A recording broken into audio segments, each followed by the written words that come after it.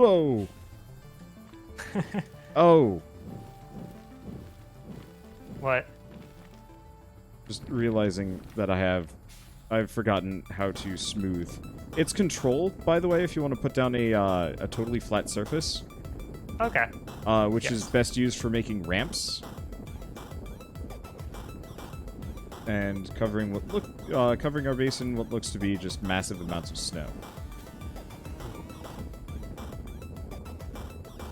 I love how you can't do a slide with the item being held by the character, but you can hold it out as though you're gonna place it, and then you can do a slide while holding it like that.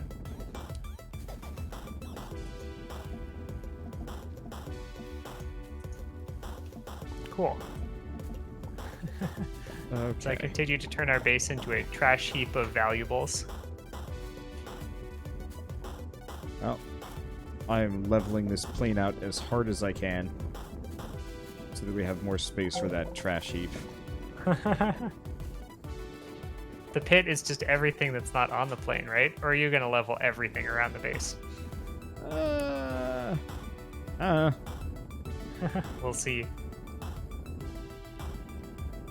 There's one more room. There we go, that's better. Now to rip everything up. When you said that you beat this game, Yes. what exactly, did that mean? There is, a very definitive end. Do you care about spoilers? I mean, I'm Probably fine with not. spoilers. I'm not sure if you think your fans would care about spoilers or not. It's not really much of a spoiler, it's not much of an end, but effectively, your character gets sick of being... As far as I can tell, your character is kind of sick of being just like a corporate slave. And decides, screw it, I'm going to throw myself into this alien portal, and we'll just figure out what happens when it happens. And then the game ends and credits roll. I'm sure they probably have more planned, but that's how it boiled down. Okay. I mean, presumably there's stuff on the end of the portal, right? Yeah? And then you unlock the galactic skin, so that's why I'm fancy. Everything to imply your character isn't dead and is going on a new adventure out there.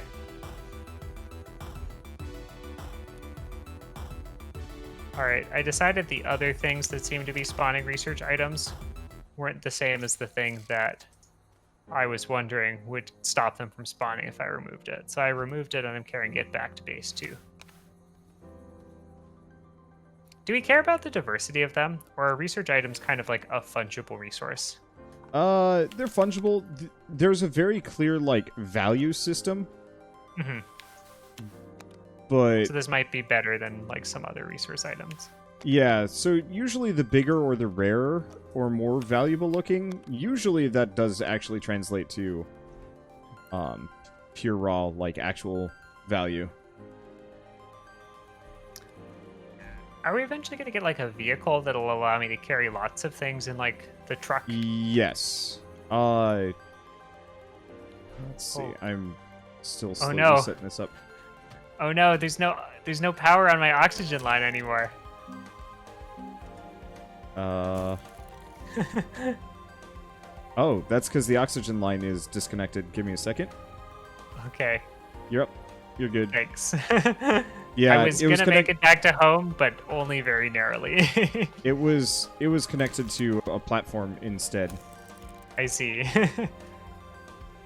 Let's see. Can you go out of your way find some more resin for us? Resin. Okay, that's probably not going to be found in this mountain that I'm currently climbing up. Yeah, no biggie. I guess I know where a bunch is.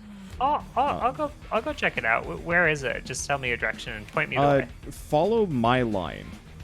So follow Okay. this line. Do you see that glowy pillar in the sky? Oh yeah, Yeah. There's stuff over there. pillar in the sky. It's like a stream of energy. Yeah, I was thinking it almost looked like a rain cloud, but yeah, I guess you're right. It is a stream of energy. Yep. Yeah, it's that definitely is going specifically up. that is specifically for it's a teleporter. Effectively, that's the fast travel system over there. And Okay, neat. you have to power that for us to get actual access. Can we travel easily between planets at some point? Yep, using those.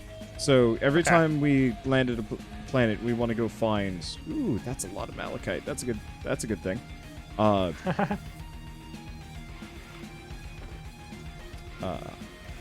we'll want to land near one of those. There's a couple of them per planet. You don't really have to hook all of them up.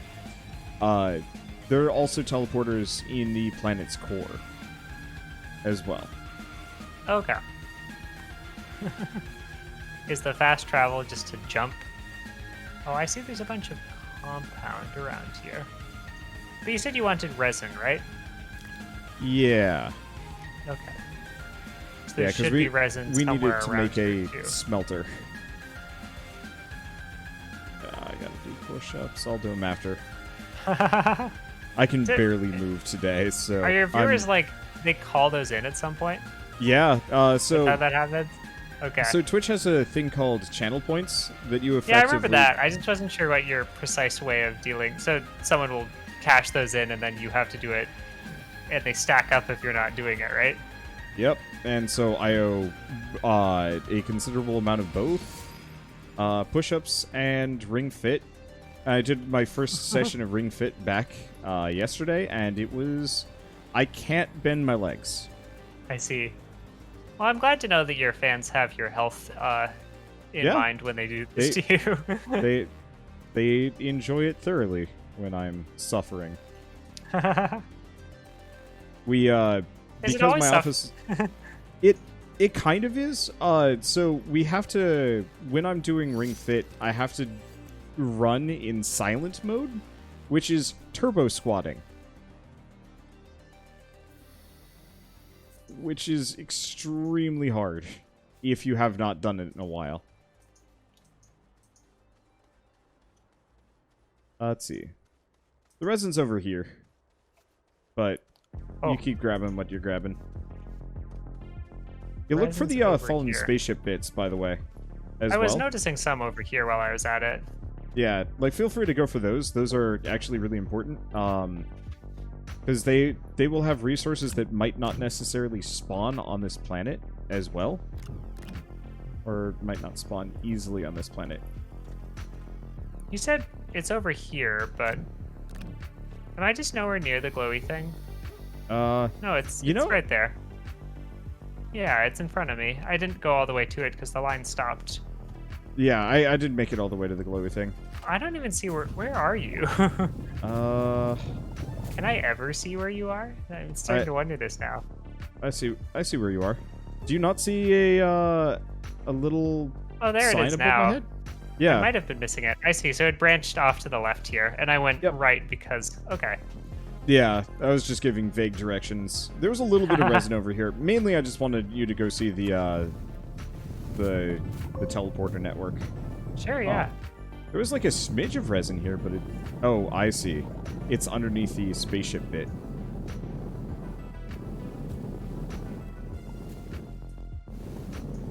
I wonder if I can actually knock this thing loose. There's like a with big rock here that I can't mine, and I can't pick up. Oh, I think it just disappeared.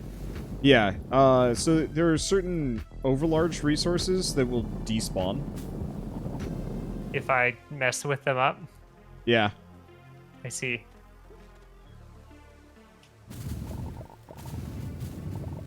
Ooh, medium storage.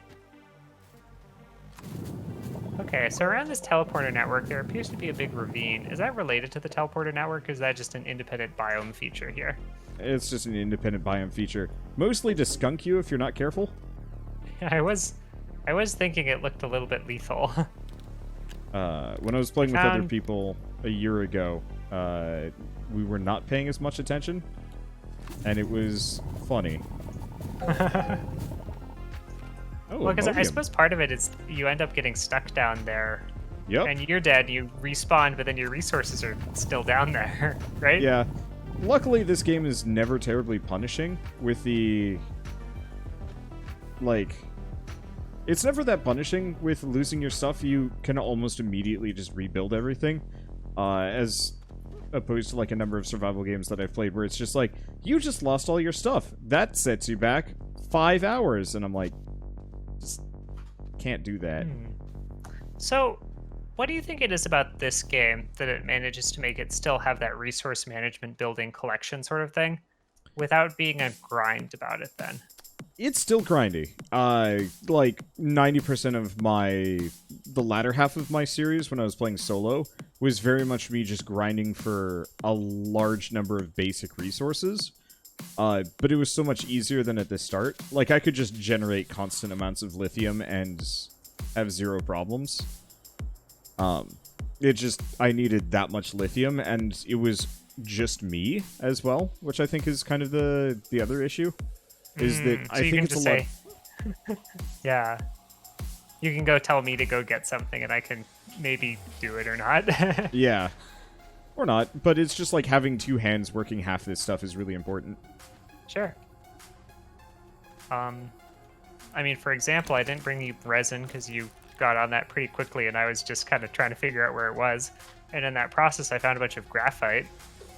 Yeah, go for it. I don't remember what graphite is for, but like... Isn't It's useful, useful. clearly. Everything Clearly. is useful. Is it? Even the resources that we don't immediately need, I'm sure are quite useful. We need to make a giant monument to Chrono. Chrono devours this planet. That is... I think we're in the employ of Chrono here. I'd actually be pretty cool with trying to severely damage this planet, but it would probably take way too much work currently. Are there tools that let you do, like, apocalyptic amounts of mining in areas? Not that I've seen yet, but I have not messed around with the big rig vehicles, because they used to be very glitchy, and I think they still kind of are, but they're better. But I was actually hanging out with one of the developers a year ago, and he was showing off all of the cool little bits that he had designed. When you say hanging out with one of the developers, is this at a game conference or someone you just like met Yeah, somewhere? this is at PAX. Okay. It was kind of shocking because he recognized me for having... I guess it made sense. They sent me a backpack. So it shouldn't be that surprising because I did like an unboxing of the backpack and the stuff they sent. So I guess Yeah. it shouldn't be that surprising that he recognized my face. Well, but I mean, it you're w- also wearing your logo, right? So it wasn't just a face thing, right? Yeah, I guess I'm just always surprised when people recognize me because I don't go to that many conventions and I'm not usually advertising my face. only a few 100 million views, you know? Yeah, it's just this comes up kind of often when I'm talking to Shell. She likes to point out that like most channels our size get like a bunch of views per video, and we get like less than that. Yeah. But the easy retort to that is just like I put out so many more videos that like go figure. Well, so one of my friends who was independently a fan of you before I'd even become friends with her, I'd asked her like, well, like, how do you choose which like content to watch or stuff? And she's like, well, you can't watch all of it. Not Wanderbots channel. Yep. So it's like, well, I think that part of it is, yeah, and this is why I've asked you things about saturation points or like if you release more videos. I think I wonder if like the way it occurs is a lot of people that are subscribed to you will decide like, oh, that's a series I'm interested in, and they'll either watch one video or a few videos or the whole series, probably depending on their way of engagement. But then I guess the way that you can release more games and get more people is that you make sure that you cover all of the interests of anyone who's subscribed to you. Pretty much. It's not a ravine, but it is just a giant pit.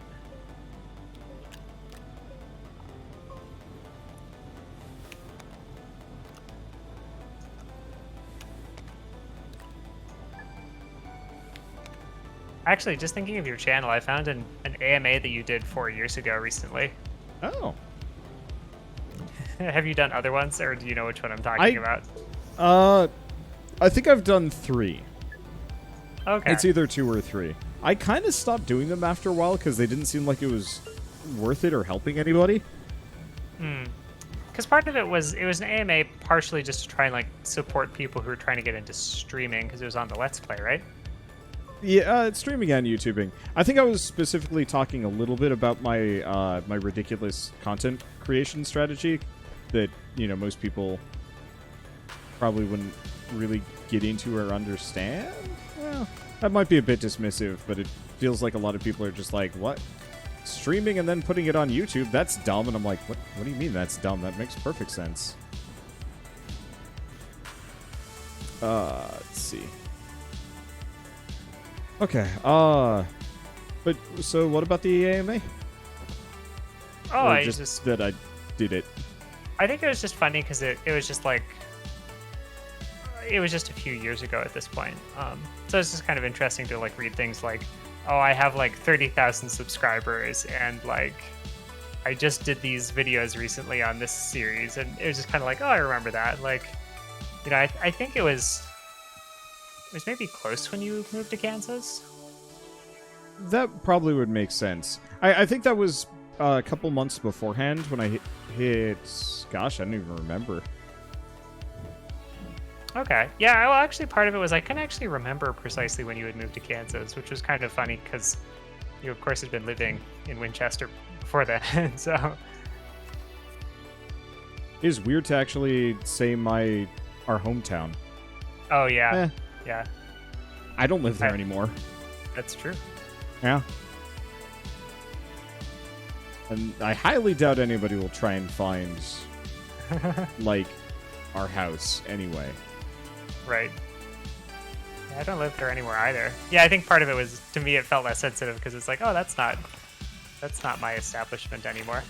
Yeah, there's always this small persistent fear that, like, some crazy pants person that's fair. is like, I'm gonna go find Wanderbot based on, like, bad information, and then, like, starts knocking on the wrong house. That's true. Yeah, I think part of it is, I was reflecting on this recently that you collaborate with a number of streamers, but I don't really have streaming experience on those sorts of things. So I was wondering to myself, like, are there a lot of other things I don't know? I'm currently in the middle of trying to get into this ravine now without dying. I think I've succeeded. If you got the canisters, one trick is to get, like, a nice looking slope angle. And then hold Alt for the, or not Alt, Control for the smoothing tool. And you will actually just make a very smooth ramp all the way down. Oh, but you know what's gonna happen now that I've... Okay, so how do I make a ramp that gets me out of a pit that I accidentally fell into is really what I wanted to so say. if you wanna do like stepping stone stuff, Alt will bring it, like, will extrude, and Control will smooth. So the trick is to find, like, a good angle on one of those surfaces, and then once you've got that, hold Control and just make a smooth ramp going back up. It takes a little bit. I am definitely dying down here.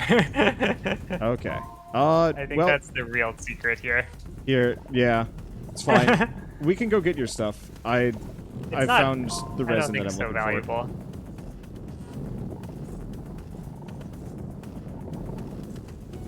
For. I didn't mean to interrupt you. Were you thinking of something else? Oh, no. I've okay. mildly lost my train of thought. It's easy That's to fine. get distracted when I'm doing this. Yeah. Yeah, because part of it was I accidentally fell in, and I was like, oh, I'll go in deeper. I'll see what's down here. I was like, wait, I don't have tethers to here. I don't have an exit strategy. And they really added a lot of these research bushes. I like that. Oh, do you call anything that produces the, like, renewable research? Yeah, those didn't exist, like, when this game first came out. You had to find the big, chunky research things.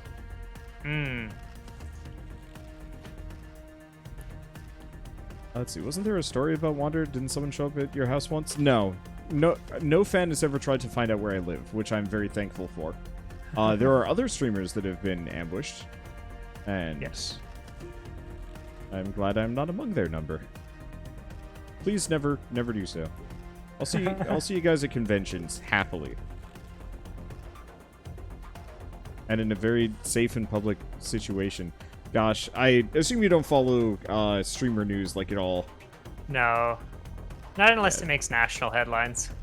This might eventually, but like a lot of people got finally called out, caught, or so on and so forth for being freaking creepers and like harassing or assaulting people at conventions. Is this just gaming conventions in general? Like Yeah. not specifically for streamers, but just like anyone? Yeah. Let's see. Exit request platform. I don't know what this does. But I'm gonna find out. So, like, most of it was like... Oh, gosh. I mean, one of them was like a guy I worked with years ago specifically had been grooming minors and then cheating on them with other minors and some other stuff, and it was like kind of a sordid affair, and I was just like, oh shit, that's a little bit more than I was expecting out of that guy. I mean, I didn't really know him too well, but it was just a... Oh, but you knew him at all, though. Yeah, I'd worked with him once, and it was just like a, oh, that's bad. Yeah, but this is not like a fan then. This is an actual, like, the streamer Yeah, doing oh it yeah, then. bigger Okay. than me, way bigger than me still.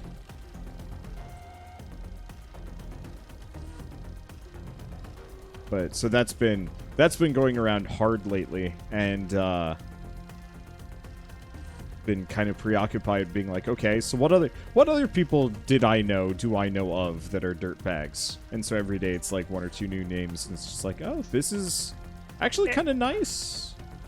Sort of. So what exactly is happening to turn up all these things all at once? Just suddenly Well, some increased scrutiny and like people start coming forward with stories? Yeah, or? a lot of people are coming out, but Twitch is finally actually getting off their ass and doing something about it. Because up until now, Twitch always just kind of would sweep it under the rug, which wasn't great. Classic, yes. Oh, hi. Automated mass production protocol, VR Vision, Gearhead, Metal Gear.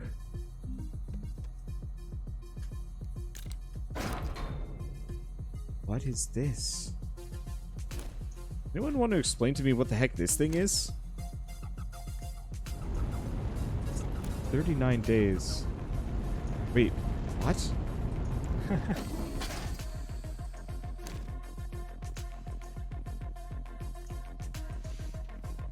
Metal Gear.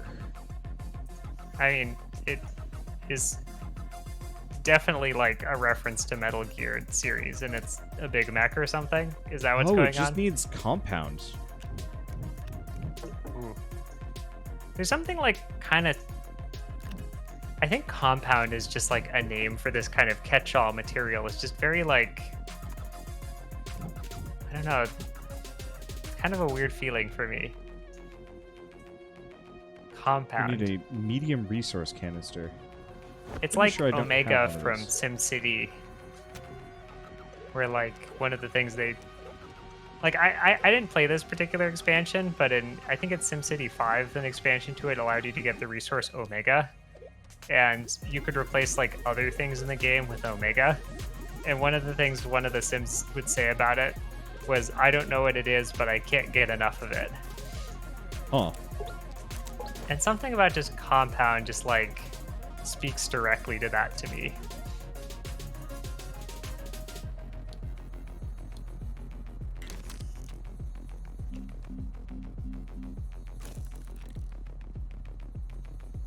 Okay.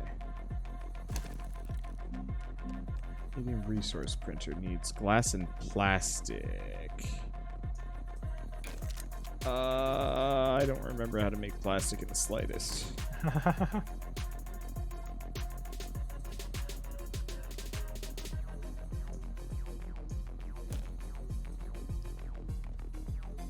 Okay. This game puts a very like immediate feeling to the idea of digging yourself into a hole. Yeah. In Minecraft and Terraria, you weren't gonna run out of oxygen very quickly at that sort of thing. But here you've got that real danger. Okay, plastic is beyond our current capabilities. Well, Okay. shoot. I mean, it only took till like the 20th century, right? Well, I've just jammed this thing on top of our base to get it out of the way. Did you get your stuff back, or do you need help, by the way? I'm not gonna bother. I think it's not gonna be easy to go retrieve what I lost, and it was not really that big of a loss. Okay. I just went and started harvesting more resin and just exploring around a little bit more. Understandable. I ended up with creating a pit that was so big that I could see resin at the bottom, but it was hard to get the resin anyways, so I decided maybe there's some easier resin to get to. I'm currently spending most of my time looking for research bits. Because that's the thing that I think we will always perpetually need, like, massive quantities of. No matter Research? what. Yeah. And also, there's a lot of fallen starship bits. Like, way more than I'm used to. And Okay. so I'm trying to get to them. Because they have rare resources that might not even spawn on planet. And pre-built things. But they And so the spawn on more- other planets, or is it just? Yeah. So if you look up, every once in a while you'll see a planet go whizzing by. We can go in them. Like, we can go to them and... But like different planets have different resources. Yeah, and it'll even... It's even, like, marked. Are we on the basic vanilla starting planet that doesn't have any of the cool rare stuff? It's got, like, a smidge, but yeah, it's just got the basics. Okay. It'd be kind of cool to me if it like randomly decided what sort of things you started with, and sometimes you got the planet that had the cool resource for one thing or another. I want to know, does a tree falling on me, is that lethal? I don't think so. It feels like it could be.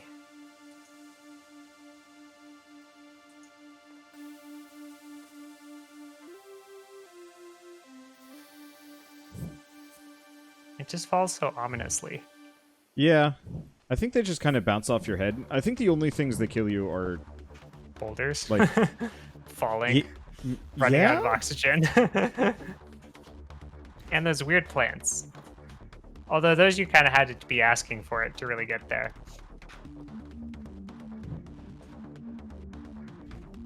By the way, if you want to start on a vehicle, I think we're getting pretty close to the point where you could feasibly make a car. Okay. And that would solve your falling into a hole and running out of oxygen issue. Because I could Then just have you- a car and be permanently Yeah. stuck down there. You want to grab Are that you- seat? are My you inventory juggling- is full. Yeah, I was juggling juggling them, things? but it's a pain in the butt.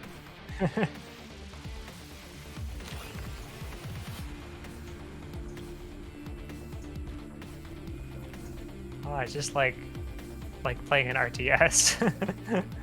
Speaking of, did you take a look at the Command & Conquer Red Alert remaster or nah? I watched some people playing it.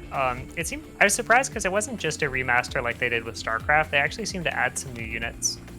I don't know if I saw any Things. new units, but Well, okay. So number one is, did submarines used to be able to shoot stuff on ground? Because I was pretty sure that wasn't a thing. But then I saw it happen in one of the games, and somebody passed it off like that was normal, and I was like, am I forgetting that? you know, I honestly I don't know. We didn't really truck with submarines that much. I've been going through Command & Conquer slowly. Okay. And it has been an interesting experience just because we never really played that game. Like, we played a little bit of it, but we never got very far. It's Not as hard. much as Red Alert. Like, I'm consistently blown away by how hard Command & Conquer is. So, is it just like the missions just ask you to fight a lot of stuff, or Yeah, they're just rough. huh? But did you play through? You I played through played all through of the the- Red Alert and Red Alert 2 campaigns? I think I played through the Allied campaign in Red Alert 1. I don't know if I Okay. got through the Axis. Because I remember going back to think it was Red Alert 1 after having played an amount of StarCraft. And things that like used to be like almost impossible felt like pretty easy. So do you think if you played more RTS it would make it easier, or do you think that this is actually like pretty genuinely hard relative to? That's an interesting question, and maybe that would actually be better better for you to call that one. There were a lot of missions where it was so easy to just lose all of your dudes in one go, in a way that like StarCraft didn't have that problem. You could still burn through a lot of guys real quick in StarCraft, but it wasn't quite as like disaster mode. Within Command and Conquer, are these missions where you can't rebuild stuff? Is that where this was an issue? Yeah, definitely for like a number of the individual missions where you just have like some soldiers and maybe like an APC. Yeah. Those were the ones that I had to redo constantly. Because I remember realizing that one of the tricks to those missions in Red Alert, at least, was to not take all the fights. Yeah. Like, they had designed it with the intention that you would try to avoid a lot of the fights. And I remember there's, like, one in the Allied missions in Red Alert 1 where there's, like, suddenly, like, 30 attack dogs, like, came at Tanya. And, you know, basically you just, like, can't juggle that many dogs, so the game's, like, pretty... You have to click on each one individually because Tanya only knows to attack things after they've shot her first. And they got better about that. Like in Red Alert 2, if 30 attack dogs came at Tanya, that would be no problem. And maybe if you were good enough, you could still do it. But really the answer was you didn't actually need to fight them in the mission. You could just go around. I didn't run into a whole lot of those. Like, it very much seems like most of the enemies are placed down in such a way that you have to fight them. Oh, okay. That's an interesting difference.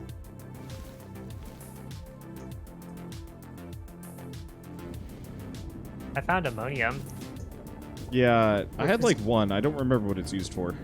I guess it has to be in a salt form. Is that what I'm getting out of this? Maybe? I'm just thinking about the chemistry of this like crystalline ammonium thing here, which just feels like kind of unusual to me.